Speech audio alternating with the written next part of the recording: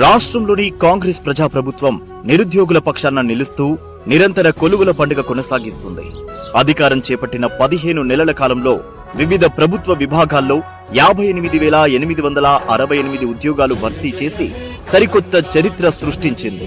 ప్రభుత్వ విభాగాల వారీగా పోస్టులను గమనిస్తే వ్యవసాయ శాఖలో 208, పశు సంవర్ధక, మత్స్య, డైరీ శాఖలో 173, బీసీ సంక్షేమ శాఖలో 5,578, ఇంధన శాఖలో 850, వైద్య ఆరోగ్య శాఖలో 7,517, ఉన్నత విద్యా సాంకేతిక విద్యాశాఖలో 3,893, హోంశాఖలో 15,526, నీటిపారుదల శాఖలో 1,235, మైనారిటీ సంక్షేమ శాఖలో 1,584, పురపాలక పట్టణాభివృద్ధి శాఖలో 3,148, రెవెన్యూ శాఖలో 2,696, ఎస్సీ అభివృద్ధి శాఖలో 2,235, విద్యాశాఖలో 10,209, రవాణా, రోడ్లు, భవనాల శాఖలో 442, ఎస్టీ సంక్షేమ శాఖలో 1,290, పంచాయతీరాజ్ గ్రామీణాభివృద్ధి శాఖలో 722, ఉపాధి కార్మిక శాఖలో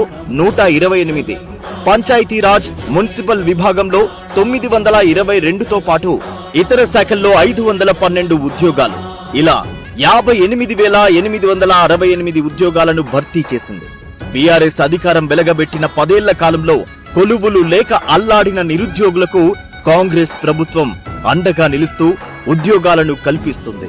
ఒక్క ప్రభుత్వ విభాగాల్లోనే కాకుండా భారీ పెట్టుబడులు ఆకర్షించి పరిశ్రమలు నెలకొల్పి యువత నైపుణ్యాలకు అనుగుణంగా ప్రైవేటు సెక్టార్లోనూ ఉద్యోగాలు కల్పిస్తుంది.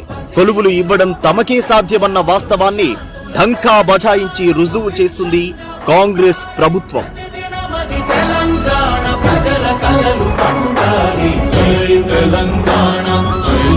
తెలంగాణ